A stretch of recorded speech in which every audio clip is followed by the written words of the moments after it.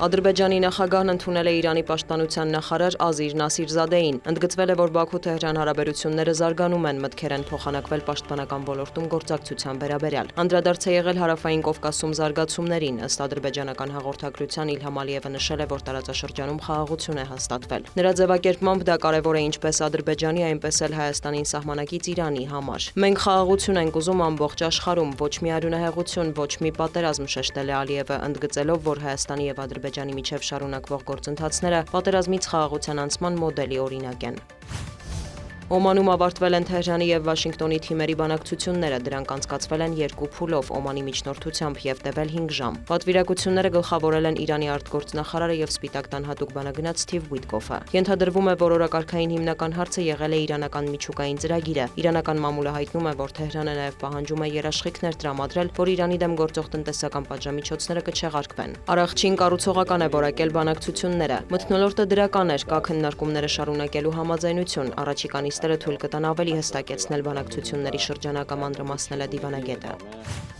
Աբու Դաբիում ավարտվել է ռուս-ուկրաինական բանակցությունների երկրորդ փուլը, որին մասնակցել է նաև ամերիկյան թիմը։ Սթիվ Ուիտկոֆը հայտնել է, որ պատվիրակությունները քննարկել են մի շարք չլուծված հարցեր, այդ թվում հնարավոր հրադադարի մեթոդները եւ ռազմական գործողությունների դադարեցման մոնիթորինգը։ Նաև նրա խոսքով խաղաղության հասնելու նպատակով ԱՄՆ-ն համաձայնել է վերսկսել բարձր մակարդակի ռազմական շփումները Ռուսաստանի հետ։ Պայմանավորվածություն է ձեռք բերվել, որ բանակցությունները կշարունակվեն։ ԱՄՆ ֆինանսների նախարարն էլ հայտարարել է, որ բանակցությունների արդյունքներից կախված կդիտարկեն հակառուսական պատժամիջոցների հարցը։ Ուկրաինայի նախագահը եւս հաստատել է, որ հանդիպումները կշարունակվեն արդեն հավանաբար Միացյալ Նահանգներում։ Աբու Դաբիի բանակցությունները մեկնաբանել են Մոսկվայից։ Ռուսաստանի նախագահի հատուկ ներկայացուցիչ Կիրիլ Դմիտրիևը մեղադրել է եվրոպական կողմին բանակցությունները խաթարելու եւ դրանց ներգրավելու փորձերի համար։ Նրա խոսքով աշխատում են նաեւ Ռուսաստան-ԱՄՆ տնտեսական հարաբերությունները վերականգնելու ուղղությամբ։ Միևնույն ժամանակ ԵՄ-ից հայտարարում են, որ ինչ որ պահի հարկավոր է շփում հաստատել Վլադիմիր Պուտինի հետ եւ որքան շուտ, այնքան լավ։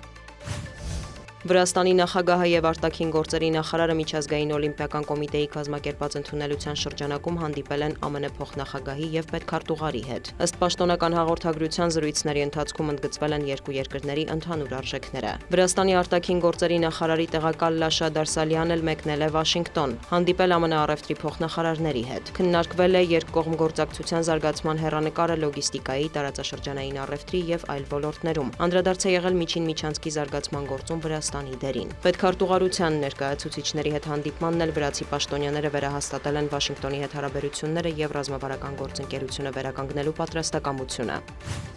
Փետրվարի 5-ին Միացյալ Նահանգների եւ Ռուսաստանի միջև ռազմավարական սպառազինությունների կրճատման մասին պայմանագրի ժամկետը լրանալու ֆոնին Դոնալդ Թրամփը հայտարարել է, որ անհրաժեշտ է մշակել ռազմավարական հարձակողական սպառազինությունների սահմանափակման վերաբերյալ նոր բարելավված պայմանագիր նախկին համաձայնագիրը երկարաձգելու փոխարեն։ Սպիտակ տնից հայտնում են, որ Միացյալ Նահանգները եւ Ռուսաստանն այժմ բանակցում են այդ հարցով։ Ըստ պետքարտուղարության Վաշինգտոնը ցանկանում է Ռուսաստանի հետ ավելի արդյունավետ համաձայնագիր կնքել, ներգրավելով նաեւ Չինաստանին։ Կրեմլից էլ հայտնել են, որ Աբու Դաբիում ռուս-ուկրաինական բանակցությունների ընթացքում Կրեմլի եւ Սպիտակ տան ներկայացուցիչները քննարկել են նաեւ ռազմավարական սպառազինությունների կրճատման մասին պայմանագրի ապագայի հարցը։ Ավելի վաղ Վլադիմիր Պուտինը առաջարկել էր եւս 1 տարով երկարաձգել պայմանագրի ժամկետը, սակայն կարծիքներ կան, որ Սպիտակ տունը չի ցանկանում գնալ այդ ճանապարհով։ Ամերիկյան կողմը մտահոգված է ոչ միայն Ռուսաստանի միջուկային զինանոցով, այլև Չինաստանից աճող սպառնալիքով, քանի որ համաձայնագիրը չի սահմանափակում միջուկային զինանոցն ընդլայնելու Պեկինի կարողությունները։